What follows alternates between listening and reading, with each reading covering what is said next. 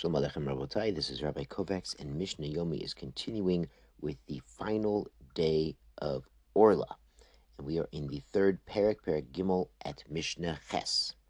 Yesterday in Mishnah Zayin, it was a very famous Mishnah about things that are never batel. Remember, Rabbi Meir says anything that's normally sold in individuals, not by weight or measure, is not batel because of hashivas. The sages say there's 6 things.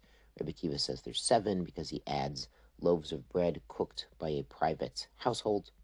That these things are always considered hashuv individually, and therefore they're never batel, which can obviously cause problems if they're Orlah or Kilaya Kerem. So Mishnah Ches Ketzad, how does this work? Meaning, under what conditions do we say they're never batel?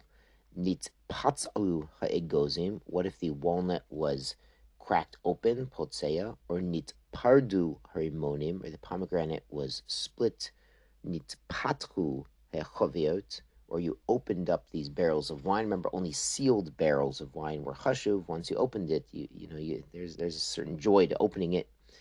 Nit chatchu hadluyim, or you cut up the gourds. Nit parsu hakikarot, or you broke bread on the loaves of bread, according to Rabbi Kiva. Yalu be'echad b'tayim, then they would become batel or bosai, because these items are only chashuv when they are whole and perfect and unbroken and unopened. So recall yesterday we said, other walnuts, you're going to sell them by the pound or by volume, but these egoze perach are very special, as they have a nice soft shell. Well, once you break open that nice soft shell, well, then they're not so special anymore. They're just like any other walnut. So then they would no longer be impossible to be mevatel, and so to the other species listed.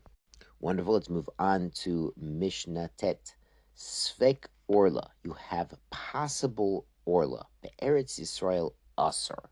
In Eretz Yisrael, Orlah is on a deoraisa level, and the general rule on deoraita, on biblical level law, is a suffix deoraita l'chumra. So if that might be Orlah, it's usher as if it's for sure Orlah. Over Syria, mutter. But in Syria, in Aram Tsova, it's mutter. Now, Syria is rabbinically part of Eretz Yisrael. Syria, famously, we've mentioned, was conquered by David the Melech to bring more parnasa to Am Yisrael, which is why Baruch Hashem, the Syrians are blessed with parnasa. They follow David the Melech. But since it was conquered before the rest of Eretz Yisrael whole, the proper Eretz Yisrael, it's rabbinically Eretz Yisrael. So we know the rule is there's a suffix de rabbanan, one can be make. So in Syria, if they picked fruit from a tree or you bought fruit, and it might be Orlah, it might not, it would still be allowed. Obviously, if you know it's Orlah, then it's Asr. Uchutzula aretz, and outside, Yurid Vilokeach. You could go down into the orchard and pick. Now, there's a discussion in the Gemara whether this means the Jew himself, or, if you go to an orchard and you're buying from a non-Jew, he can just go down and pick from any old tree, and you're not so particular which ones he picks from. B'vodshel Yirenu Loket, as long as you don't see him gathering. So it sounds like if you went to an orchard owned by a non-Jew in Chutz La'aretz, and you said, I'd like some apples, like some oranges, then as long as you don't see him pick from a little sapling that's obviously an Orlah problem, or a tree is an Orlah problem, he's just picking from the trees. He's just picking oranges off of all the trees, and some of them could be Orlah, but, most of them are Hamisha Gishmaka trees, then there's no problem at all. The Mishnah brings a similar scenario. Kerem Natua Yurik. There are vegetables growing in the vineyard. And of course, we saw in Kilayim, depending on the spacing, if they're too close, or they're enclosed by the vines, or vice versa, it could be definitely a Kilayim problem. Kilaya Kerem, the Yorik Nimkar Hutzalo. And they're also selling, there's a vegetable stand outside of this Kerem. Now, in the Kerem, some of these vegetables are mutter, some are usser, some of them are too close to the vine, some of them are far away, or they're in their own garden, or they're in their own separate setup. So those ones, some might be mutter, some might be usser. So Eretz Yisrael usser. So in Eretz Yisrael, you can't buy these vegetables from this vegetable stand, because obviously some things going on in this setup, in this farm, are kilayim. The Syria mutter.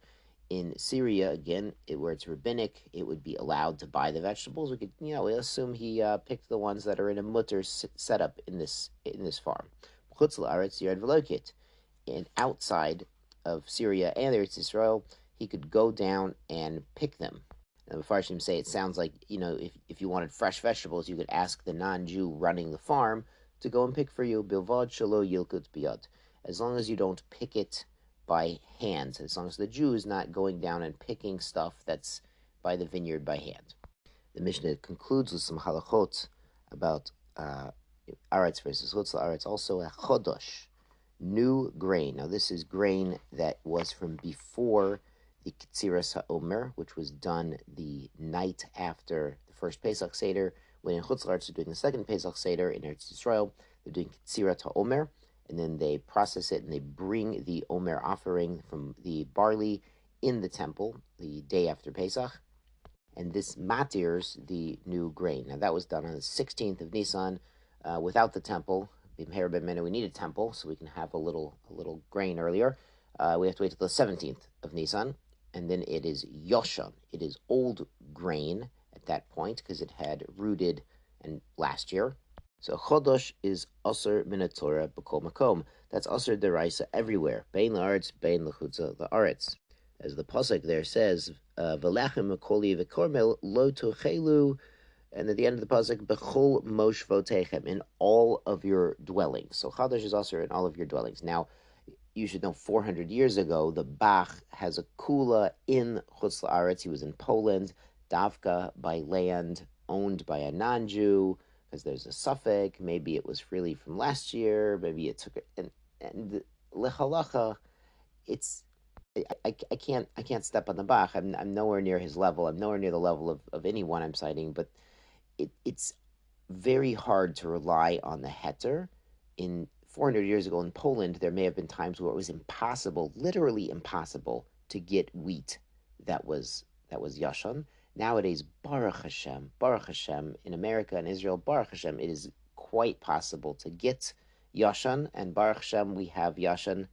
We could say, Baruch Hashem, there's been a renewal in the interest of following the halacha deraita of yashan. Baruch Hashem.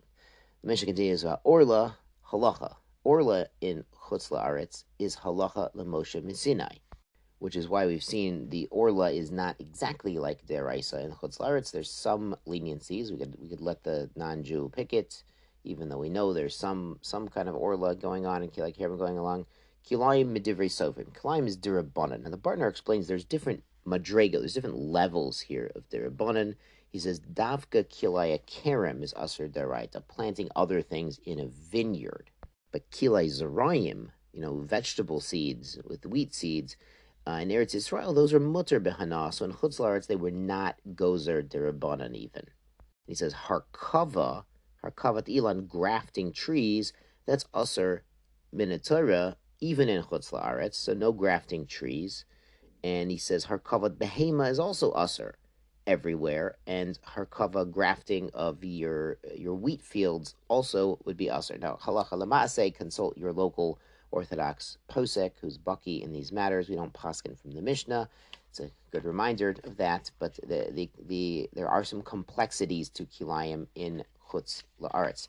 Mazel tov, Rabotai. Tomorrow we bring our bikurim. Shkoyach, sei gesund.